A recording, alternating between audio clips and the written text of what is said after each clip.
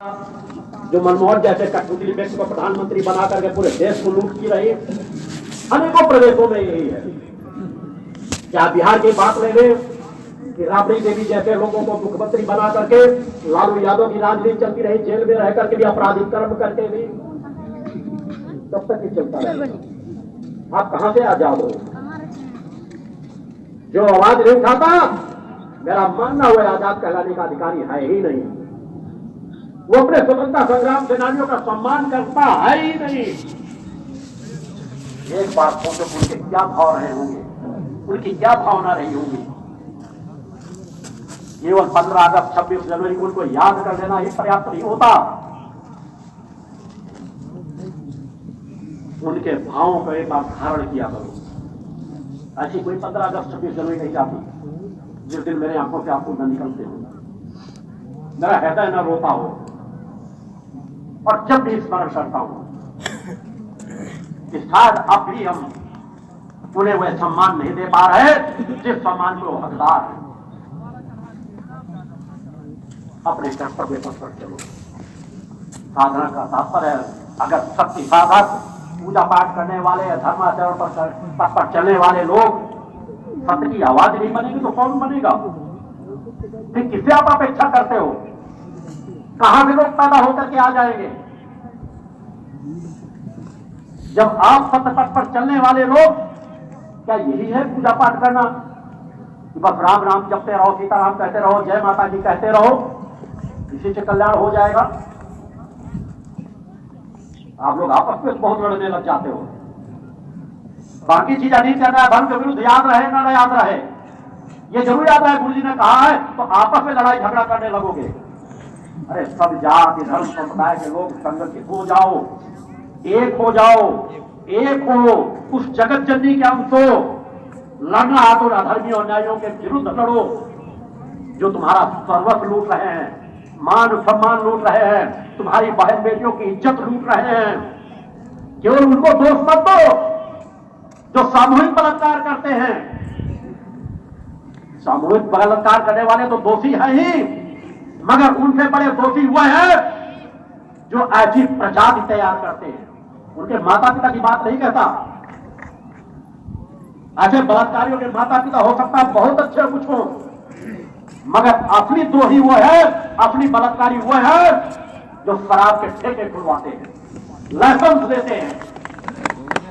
जब लोगों को शराब पिलाई जाएगी, शराब के खुलेआम ठेके चलवाए जाएंगे। और अब तो होम डिलीवरी की बात चल रही है। शिवराज सिंह चौहान, याद रखना, ये तुम्हारे लिए आत्मघाती निर्णय होगा। सचेत रहना। यदि ऐसा कोई निर्णय लिया गया तो बीजेपी के लिए आत्मघाती निर्णय होगा। सजग रहे। मैं बहुत कम बोलता हूं, बहुत कम समाज के बीच आता हूं। मुझे राजसत्ताएं बाध्य न करें। मैं अपने पथ पर लगा हुआ हूं, मगर पथ के मेरे सभी दरवाजे खुले हैं। मैंने 3 धाराओं का गठन किया है। मैं केवल मां का गुणगान ही नहीं करता, मां की भक्ति ही नहीं करता, मां की शक्ति धारण करके रखता हूं।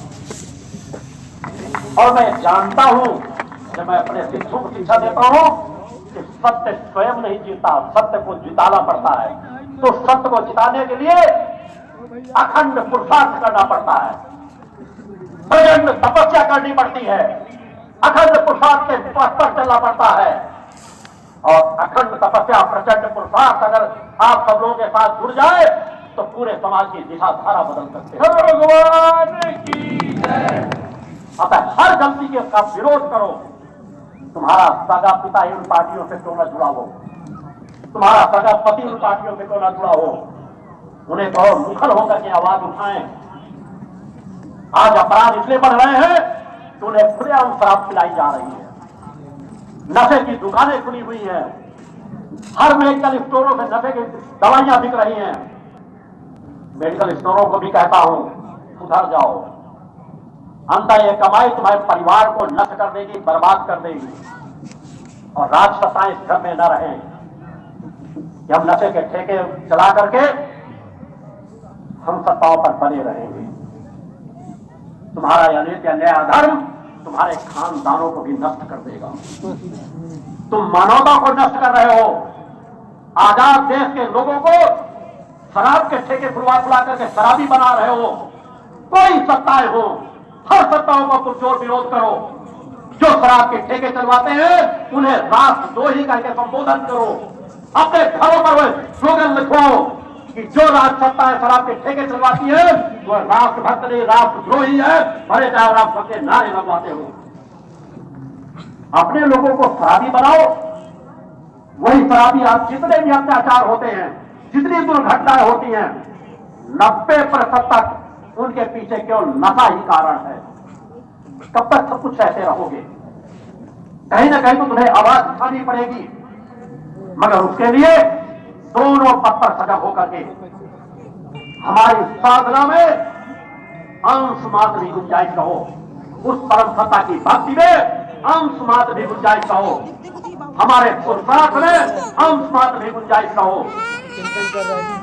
और तभी होगा जब हम अपने आचार विचार व्यवहार में परिवर्तन करेंगे। हमारा आहार शुद्ध होना चाहिए, सात्विक होना चाहिए, सदाचारी होना चाहिए। और आहार केवल भोजन को नहीं, जो भोजन हम ग्रहण करते हैं। आप दिन भर में हजारों प्रकार के आहार ले रहे होते हो। स्पर्श का भी आहार होता है, सुगंध का भी आहार होता है, दृष्टि का भी आहार होता है, शब्द का भी आहार होता है, आपके पहनावे की इच्छा का भी आहार होता है। जो भोजन कर रहे होते हैं वह आहार होता है, विचारों का आहार होता है। आपको एहसास ही नहीं आप कहां से आहार ले रहे हो। विचार कि दिन भर में कितना अच्छा सोचते हो, कितना बुरा सोचते हो। नहीं उसको अपने अंदर लगाम लगाओ कि हमारी दृष्टि दूर रही हो। हमारा शरीर है, अगर थोड़ी सी गंदगी हमारे शरीर में गिरती हाथ से झाड़ देते हैं तो कोई विचार आपके अंदर कैसे प्रवेश कर जाता है? कोई निगेटिव विचार, कोई वास्तवात्मक विचार आपके शरीर के अंदर कैसे प्रवेश करता है? आप धर्म योद्धा हो, धर्म योद्धा बनो। विचार आए, मस्तिष्क आपको सचेत करता है कि आप अच्छा सोच रहे हो, बुरा सोच रहे हो। बुरा सोच रहे हो तत्काल से निकालकर बाहर फेंको, अच्छा सोचना प्रारंभ कर दो। प्रश्न में कुछ गलत भाव पैदा हो रहे हो देखने से उसे तत्काल दूर कर दो, अच्छे भाव को ले लो। याद रखो कि हम ऋषियों मुनियों के संवाहक हैं, उन वीर वीरांगनाओं के वंशज हैं, उन त्यागियों बैरागियों के वंशज हैं जिनमें अंश मात्र नहीं कर गया था। लोग तुम्हें क्या कहते हैं कि परवाह मत करो, मगर तुम अपनी निगाहों में अच्छे बनना चाहते हो कि नहीं बनना चाहते? स्वयं पर विश्वास करना सीखो। और स्वयं पर विश्वास कैसे कर पाओगे? कब कर पाओगे? जब तुम इन समस्त आहारों पर विराम लगाओगे, तभी तो अंदर प्रवेश कर सकोगे। अनेकों लोग कहते हैं हम 10 साल 20 साल से पूजा कर रहे हैं, कोई कह रहा हम 50 साल से पूजा कर रहे हैं, हमने 10 गुरु बदल लिए, ये कर लिए। अरे 100 गुरु बदल लो, जब तक उस पथ पर चलोगे नहीं, अपने आचार विचार व्यवहार में परिवर्तन नहीं करोगे, अपने कर्तव्य का पालन नहीं करोगे, तब तक तुम्हें तृप्ति नहीं मिलेगी, शक्ति नहीं मिलेगी, तुम्हारा इष्ट नहीं मिलेगा। उसके लिए और कर्तव्य को समझो। नाना प्रकार के विकार, जो ध्वनिया तुम्हें आज किस तरह की ध्वनिया अच्छी लगती है? माँ की भक्ति कहीं चल रही हो, माँ का गुणगान चल रहा हो, सुबह कहीं कहीं पे आजान सुनाई दे रही हो, आपका सर दर्द करने लगता है। लोग स्टेटमेंट आते हैं कि आजाद हमें सोने नहीं देती। मैंने कहा मुझे तो नहीं, तो मुझे तो सबसे मिलती आजाद सुनने से भी। अरे सत्य की कोई आवाज हो, कहीं ना कहीं तो आवाज तो उठे। हर व्यक्ति के अंदर, उनके धर्म के लोगों के अंदर भी कुछ छोड़ के अंकुश लग जाता है अगर वह आजान सुन ले। कहीं कीर्तन चल रहा हो, कहीं भजन चल रहा हो, वह अच्छा नहीं लगता। फिल्मी गीत चल रहे हो, आपका मन नाचने लगता है। मैं आपकी जब बात करता हूँ पूरे देश दुनिया की बात करता हूँ, चखने लगता है, विकार पैदा होने लगते हैं। शादी ब्याह में देखते देखते पहले किस तरह के बैंड बाजे उस तरह बजते थे, अब डीजे समझ भी नहीं आता क्या बज रहा है। कान फोड़ आवाज बज रही है, नाच रहे हैं, क्या नाच रहे हैं वो भी उनको पता नहीं। एक शराब की बोतल लगाया और राक्षसों को तरीके उछलने कूदने लगे। इस दिशा में समाज जा रहा है और फिर भी कहते हो कि हम लोग सही भक्ति का बात करते हैं, हम तो धार्मिक बनना है तो इन सब चीजों के प्रति नफरत का भाव। अच्छी बातें सुनो, कान से अच्छी बातें सुनो, गलत आ रहे हो तो उन्हें बाहर निकालते हो। विचारों को सही दिशा दो, विकारों से बच जाओगे, लोभ से बच जाओगे, लालच से बच जाओगे। कहीं ना कहीं तो त्याग और वैराग्य की भावना हो। आपके गुरु ने भी वैसा जीवन जिया है। किसान परिवार में जन्म लेकर, ग्रामीण परिवार में जन्म लेकर के बचपन से आज तक की यात्रा समाज के बीच रही, कहीं हिमालय पर्वतों की बात नहीं करता। जब छोटे छोटे बच्चे खेलकूद उत्तरा के गलत रास्ते में रहते थे, तब मेरा नित्य का सुबह शाम का पूजन होता था। ब्रह्म मुहूर्त में जगना पिताजी ने 4 बजे जगना बिताया था, वो 4 बजे जगने का क्रम था, मगर अपनी युवा अवस्था में आते आते मैंने उसे 3 बजे किया। क्योंकि जो सत्य था उस सत्य को मैंने और आगे बढ़ाया। अब तो 2:30 बजे प्रातः जगता हूं, रात को 11 बजे के पहले विश्राम नहीं, और 2:30 बजे प्रातः में मेरी नित्य की साधना, पूजन, यज्ञ, मेरे अपने क्रम योग आज के पूजन के सभी क्रम पूर्ण हो जाते हैं और सूर्योदय के समय चालीसा भोर में आ जाता हूँ। आप लोगों चित्रों के कल्याण के लिए जो यहाँ के पूजन के आगे क्रम चलते हैं, आप क्या करते हो? जब मैं आपकी बात करता हूँ, मैं जानता हूँ मेरे शिष्य ब्रह्म मुहूर्त में उठते हैं, सूर्योदय से पहले उठते हैं, मगर सभी नहीं उठते। मगर आज समाज की दिशा में जा रहा है, उसे तो जगाना ही पड़ेगा, उसे तो काटना ही पड़ेगा, उसे तो छोड़ना ही पड़ेगा। और वह कौन करेगा? आपको ही करना है, माँ के भक्तों को करना है, शक्ति साधकों को करना है, मेरे शिष्यों को करना है, मेरे धर्म योद्धाओं को करना है, मेरे चेतना अंशों को करना है। फैल जाओ समाज में अपनी चेतना शक्ति को लेकर, गुरु के आशीर्वाद को लेकर के, माता आदि समझनी जगदम्बा की कृपा को लेकर के, और समाज के अपमान को सहते हुए भी समाज के सुधार की दिशा में बढ़ जाओ। सभी जाति धर्म संप्रदाय के दुराग्रहों को त्याग करके, आपके गुरु ने कभी जीवन में छुआछूत नहीं मानी। वे बचपन में मेरा आज तक का इतिहास छान मारो। बचपन में मेरे परिवार में, मैं भी ब्राह्मण परिवार में जन्म मेरा हुआ था, ग्रामीण जीवन जहां छुआछूत होता था, पानी की जगह कुएं में अगर दूसरी कास्ट का ऐसा व्यक्ति जिन्हें छोटी कास्ट के लोग कहते थे पैर रख देता था तो भरी पानी बाल्टी पलट दी जाती थी। बचपन में जब मात्र 4-5 साल की उम्र में था, एक करके वेदना होगी, धीरे धीरे करके मैंने ऊपर स्त्रियों को बदलना बचपन से प्रारंभ किया। बचपन में मेरे मित्र मुसलमान भी थे, रैदास समाज के भी थे, क्योंकि मेरा सौभाग्य था कि मैं ऐसे गांव में मेरा जन्म हुआ था जहां मेरे घर के कुछ नजदीक आसपास के क्षेत्र में भी सभी समाज के लोग रहते हैं। हर समाज के लोग हमारे गांव में रहते हैं। मैंने कभी छुआछूत नहीं माना, सभी मेरे मित्र थे, उनके घरों में जाकर के भोजन कर लेता था। मैंने इस्लाम धर्म के लोगों के घरों में जाकर के भोजन बचपन में भी किया। मेरे मित्र रहे, मेरे घर में अगर कोई भोजन करने आता था, जब थोड़ा सा अपनी हुआ अवस्था के प्रारंभिक स्थिति में आया तो घर में साफ निर्देशन था कि कभी उनसे थाली धुलने के लिए मत कह देना, मेरे साथ बैठ के खाएंगे, थाली में उनकी बात में धुल दूंगा, रखी रहने देना। और उसका परिणाम हुआ कि धीरे धीरे करके मेरे सभी घर के लोग उस बात को स्वीकार करते चले गए। और मैं सौभाग्यशाली हूं कि मेरे परिवार के सभी लोग धीरे धीरे विचारधारा में रहे। मेरे बड़े भाई मेरे शिक्षा प्राप्त शिष्य हैं, मेरी बड़ी बहन भी मेरी शिक्षा प्राप्त शिष्य हैं, समाज के लोग मेरे से जुड़े। उनकी बात मेरे परिवार में परिवर्तन डाला कि जातिता के उस जहर को समाप्त करना पड़ेगा। हमारे धर्म में कभी जातिता को भेदभाव में नहीं माना है, जन्म से तो कभी शूद्र किसी को कहा ही नहीं गया। ये व्यवस्थाएं एक व्यवस्था को सुचारू दिशा देने के लिए दी गई थी। राम का ही नाम उठा करके देख लो, वहां हर कर्म करने वाला व्यक्ति ज्ञानी था, योग्य था, सामर्थ्यवान था, किसी चीज की कमी नहीं। वाल्मीकि रामायण को अच्छे से अध्ययन कर लो, वाल्मीकि के साहित्य को पढ़ लो। सभी जाति धर्म संप्रदाय के लोग ज्ञानी थे, विज्ञानी थे, मगर गुलामी के कालखंड से कुछ बाद के क्रमों में लोग अपने अपने धर्मों से पीछे होते चले गए, जातिता छुआछूत में बदलती चली गई। शोषण होना शुरू हुआ। और जब ताकतों का दुरुपयोग होता है तो उसके परिणाम समाज को भोगने पड़ते हैं।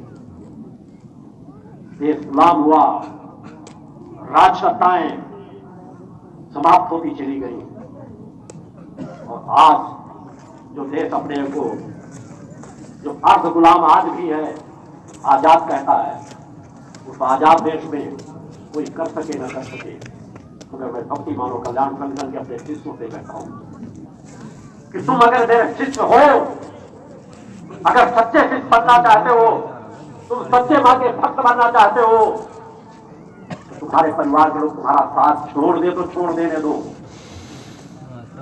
जातिता को छुआछूत से बिल्कुल दूर करो।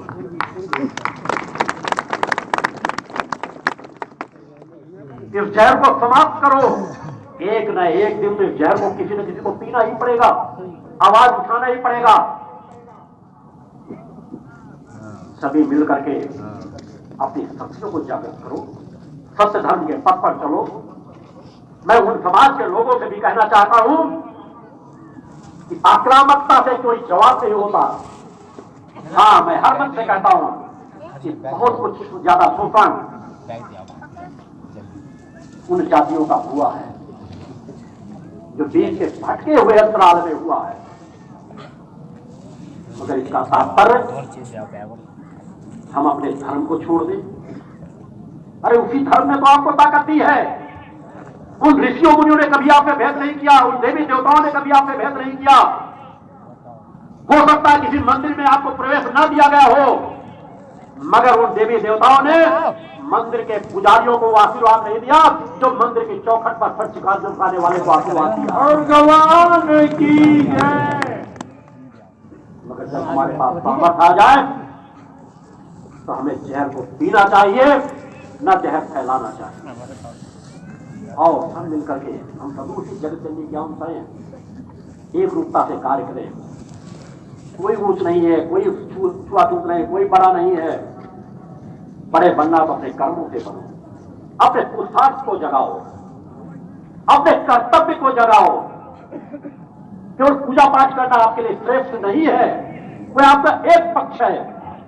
तीनों पक्षों के प्रति, अपने राष्ट्र के प्रति अपना सर्व समर्पण करने का भाव हो, मानवता की सेवा के अपना सर्व समर्पण करने की भाव हो, अपने धर्म की रक्षा करने के लिए सर्व समर्पण करने की भाव हो।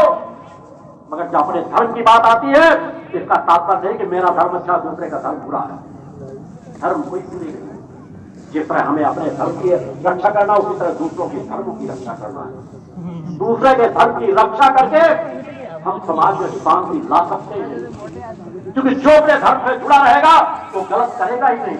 और जो गलत करते हैं उन्हें मैं धर्म पथ का राही मानता ही नहीं, चाहे हिंदू मुस्लिम सिख ईसाई कोई भी हो। वो सिर्फ दंगाई है, और दंगाई किसी धर्म का अनुयायी हो ही नहीं सकता। उस पथ पर चलो। आपके गुरु ने भी वैसा जीवन दिया, वैसा रास्ता तय किया है। अपनी चाहे पैतृक भूमि हो, पैतृक संपत्ति हो, मानवता के कल्याण के लिए समर्पित की गई है। आश्रम यहाँ की एक एक भूमि, एक एक क्रम, मैंने ऐसा ट्रस्ट का ऐसा विधान बना रखा है जो हमेशा के लिए समाज मानवता के कल्याण के लिए कार्य करेंगे। आप सभी एक मंदिर की स्थापना नहीं हुई, एक मूर्ति के रूप में मैंने स्थापना नहीं की, और विश्व के अनेकों देशों में, देश के कोने कोने में 10 लाख से ज्यादा स्वयंसेवी मेरे कार्यकर्ता, करोड़ों संगठन के विचारधारा को मानने वाले अनुयायी आज समाज में दिशाधारा बदलने के लिए कार्य कर रहे हैं। मगर हमें और सजग होकर के कार्य करना है कि हमें नित्य प्रति अपनी बुराइयों को ढूंढना है, खोजना है, और उन बुराइयों को दूर करते रहना है। इसी को साधना कहते हैं, इसी को साधक बनना कहते हैं। जब हम सच्चे साधक बने, सच्ची विचारधारा का के अनुयायी बने, एक विचारधारा के साथ, एक लक्ष्य के साथ, हमें अपमान के घूंट क्यों न पीना पड़े, पीते रहो। गुरु की ऊर्जा रूपी अमृत उन अपमान के घूंटों से बढ़ करके है, और मां की कृपा का वह अमृत, उसके तो तुलना ही नहीं की जा सकती। आपका गुरु कहता है एक जन्म नहीं 1000 जन्म कोड़ियों अपाहिजों का जीना पड़े, अपमान से भरे ऐसे अपमानों को सहना पड़े जो किसी ने न सहा हो, उनको सह करके भी मुझे कोई एक पल के लिए विचलित अपने लक्ष्य नहीं कर सकता। लक्ष्य है सत्य का, उस लक्ष्य पर बढ़ता रहूंगा और लक्ष्य पर बढ़ने पे दुनिया कोई ताकत रोक नहीं पाएगी। अपने शिष्यों के से वही चाहता हूं, निष्ठा विश्वास सभी क्षेत्रों में मैंने प्रशिक्षण दे रखे हैं। स्त्रियों को भी मैंने संकल्प इसीलिए और कहा है कि अनेकों बार छोटे छोटे अलग अलग क्षेत्रों में आपको संकल्प कराया गया, मगर अब विचारों को संकल्प पे इस बार के शिविर में 3 दिन में ऐसे संकल्प को धारण करके घरों को जाना कि जहां पर कोई विकल्प न हो, एक दृढ़ता, एक निर्णय, एक निष्ठा, धर्म राष्ट्र मानवता के प्रति हमें अपना सर्व समर्पण करने के लिए तैयार रहना है। वर्तमान में ज्यादा विषम परिस्थितियां हैं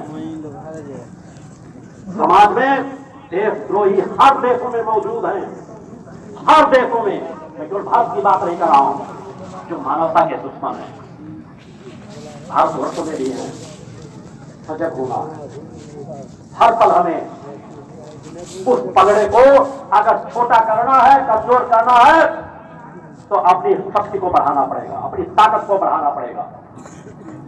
और हमारी सबसे बड़ी ताकत है आध्यात्मिक शक्ति, आत्मोन्नति, हमारे विचार, हमारा स्वभाव, हमारा आहार, हमारा विहार, हमारा व्यवहार। और जब इस पर तुम ताकत भर लोगे, फिर वह ममतामयी, दयामयी, करुणामयी, वात्सल्यमयी मां की ऊर्जा आपकी कोशिकाओं से चीख चीख करके पुकारेगी, तुम अमर अमर अजर अमर अविनाशी आत्मा हो, भगवान की जय। तुम कभी नहीं मरे हो, कभी नहीं मरोगे। तो बस अपने आप को विचारों से मार बैठे हो। आंख उठा करके देखो, तुम जीवन को जो शक्तियां एक ऋषियों मुनियों के पास थी, वही शक्तियां आज भी तुम्हारे अंदर समाहित हैं।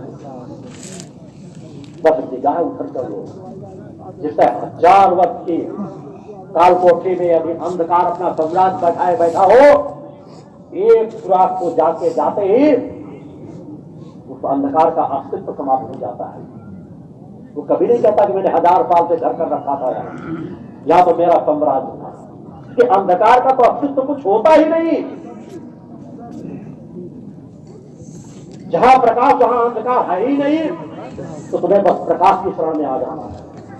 अज्ञानता को दूर भगाना है तो ज्ञानी बनो।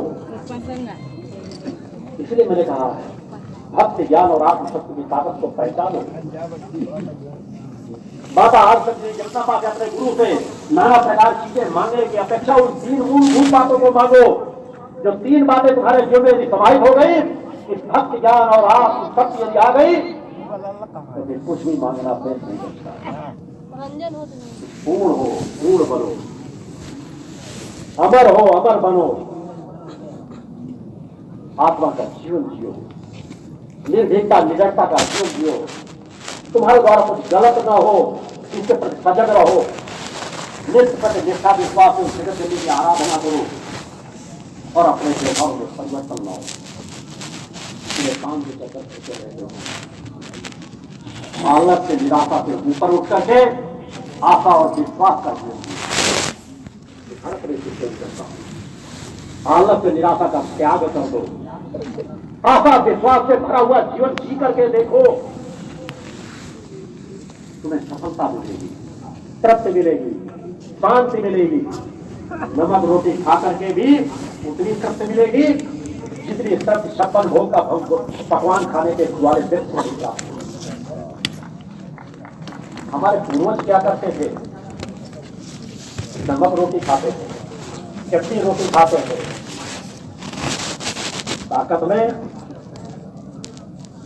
मंत्रण करना, उनकी ताकत से सैकड़ों गुना पीछे, अंत पीछे तुम चले आए हो। इतने बलिष्ठ रहते थे, इतने ताकतवर रहते थे। 100 खुले के किलो के एक गोरे को एक हाथ पकड़ करके लाभ लेते थे, उठा करके कहीं में कहीं डाल देते थे। अब तुम 25 किलो वजन उठा लेते हो, किसी कमर टूट जाती है, किसी का सर दर्द होता है, महिलाएं इतनी कमजोर हो गई, किसी वीरांगनाओं को याद करो, अपनी बालिकाओं को याद करो। आपको बच्चों के गंजे उठाने में दर्द होता है, तकलीफ होती है। ये तकलीफ इसलिए होती है तो अपने शरीर को जगाना ही नहीं चाहती, स्वस्थ बनाना ही नहीं चाहती। तनाव से मुक्त रहो, चाहे नर हो चाहे नारी हो। मेरे शिष्यों से जय हो। स्वयं पर अपने कर्तव्य का पालन करो। आहार शुद्धता सात्विकता के साथ करो। जो आ जाए उसे तृप्त से करो। और भोजन जब भी आए, मैंने कहा अपने भगवान को, अपने गुरु को ध्यान करो या ना करो, भगवान आपके साथ हमेशा प्रसन्न रहता है, गुरु आपके साथ हमेशा प्रसन्न रहती, भक्ति तो हर पल आपके साथ है। जब भोजन का एक निवाला मुंह के अंदर डालो तो बस एक क्षण के लिए इसी समाज में उन गरीबों को याद कर लेना, जिस समाज में है एक समय का भोजन नहीं कर पाती, तो आपके समान भी सूखी रोटी नहीं खा पाते। आप तो घर बैठ के दाल चावल रोटी सब्जी सब खा लेते हो। एक बार उनका स्मरण जरूर किया, भगवान को भोग लगाने से ज्यादा फल प्राप्त होगा, क्योंकि वह भी आपके स्वभाव में बनेगा। और जब आप नित्य पर सोचोगे तो आपका कर्तव्य जाग जाएगा, आपको अपने कर्तव्य का कर्तव्य बोध होगा, आपके हाथ उनकी मदद के लिए बढ़ने लगेंगे। आज भक्ति मानव कल्याण संगठन उसी दिशा में कार्य कर रहा है कि डोर टू डोर संपर्क करके उनके घरों में आरती चालिका पाठ करा करके उनको नशे मांग से मुक्त करा करके धीरे धीरे सुधार की दिशा में चल रहे हैं। हमारे अर्थ की ताकत से हम कोई कार्य नहीं कर रहे, हमारे पास आध्यात्मिक ताकत है, और जिसके पास जितनी आर्थिक ताकत आती जा रही है उसके भी अपने कर्तव्य को समझो। आपके लिए कितना चाहिए, आपके परिवार के लिए कितना चाहिए, कहीं न कहीं तो अपना कुछ अंशदान मानवता के हित के लिए लगाओ, धर्मराज मानवता के कल्याण के लिए लगाओ, ज्यादा शांति मिलेगी, ज्यादा संतोष मिलेगा। मैंने कभी विचार नहीं किया, कभी उस दिशा में सोचा भी नहीं, एक बार भी विचार कभी स्पर्श भी नहीं कर गए। तो अपनी साधना और विपुलता के बाद आज 2500 साल से एक निश्चय यात्रा चल रही है इस मानवता के कल्याण की। जो लक्ष्य मैंने ठाना है उस लक्ष्य को सतत आगे बढ़ाता चलो और इस तड़पती कराती मानवता को सहारा ही न दूं, इस मानवता को इतनी सामर्थ्य दे दूं, इतना आत्मावान बना दूं, इतना चेतनावान बना दूं कि वे हजारों हजार के सहारे बन जाए। आप ऊर्जावान बनो, चेतनावान बनो, तभी बनोगे जब एक एक पल का उपयोग करोगे, एक एक क्षण के महत्व को समझोगे। एक एक पल हमारे लिए कितना महत्वपूर्ण है। हमारे पास जो सामर्थ्य आया है उसे अपनी निज सामर्थ्य न मान लो, उस सामर्थ्य के साथ जुड़ी रहती है पूरी मानवता की सामर्थ्य, उसके प्रति भी हमारा कर्तव्य होता है। आपकी योग्यता का अहंकार न आ जाए। जब परंपरा की चरणों में बैठो तो बिल्कुल अपने आप को शून्य मानो कि जो कुछ है माँ का है, जो सामर्थ्य है माँ का है, बस मैं सिर्फ अपना कर्तव्य कर रहा हूं। अहंकार आपका कभी आपको स्पर्श न कर जाएगा। आपका गुरु जो बातें करता है, कई लोग ऐसे पूछ जाते हैं कि सर गुरु जी का अहंकार है। मुझे अहंकार होता तो मैं किसान परिवार में जन्म न लेता, मैं सामान्य सा जीवन में जी रहा होता। आज भी 10 बाई 15 के कमरे में जीवन व्यतीत करता हूं। जो पहले एक खपड़ैल के रूप में बनवाने की जब आश्रम की स्थापना हुई थी तो एक समानता की दीवारें खड़ा करके खपड़ैल डाल दिया जाएगा, मगर जाते जाते लोगों ने कहा कि गुरु जी पर छत डलवा दिया जाए, तो छत डलवा दी गई। उसी कमरे में आज भी रह रहा हूं, मुझे किसी दूसरे कमरे की जरूरत नहीं पड़ी। ये पलंग है कुर्सी के लिए, एक टीवी लगी हुई है, दुनिया के समाचार समाचार ही देखने के अलावा मुझे कभी भी आज तक किसी सीरियल वाली चीजों को देखने की इच्छा ही नहीं पड़ी और करता ही नहीं पड़ी। क्योंकि बहुत कुछ चीजें समाज की न्यूजों के माध्यम से देखने पे ऐसी चीजें मिल जाती है जहां आपका कर्तव्य और जागृत होता है, अगर उससे आप अच्छी चीजें ग्रहण करो। एक समान सा 10 बाई 10 का पूजन करके मुझे वह भी जहर लगता है। मैं अगर अपनी बात कहती हूँ, मैं कोई भी सुविधा समाज की अगर भोगता हूँ, समाज के दिए हुए दान के पैसे से आज तक मैंने जीवोपार्जन करता हूँ, न बचपन से अपनी यात्रा, अपनी युवा अवस्था में आने के बाद परिवार का भी ऋण मैंने नहीं रखा। कुछ ना कुछ व्यवसायिक क्रम अपने साथ मैंने जोड़ करके रखे कि कभी भी समाज पर आश्रित ना रहूं, परिवार पर आश्रित ना रहूं। अब आज भी वही पथ का चयन कर रहा हूं, उसी पथ पर अपनी बच्चियों को भी मैंने उसी पथ पर बढ़ाया है। या अपना सर्वस्व मानवता के कल्याण में लगा दो, मगर अपने जीवोपार्जन के लिए समाज के साथ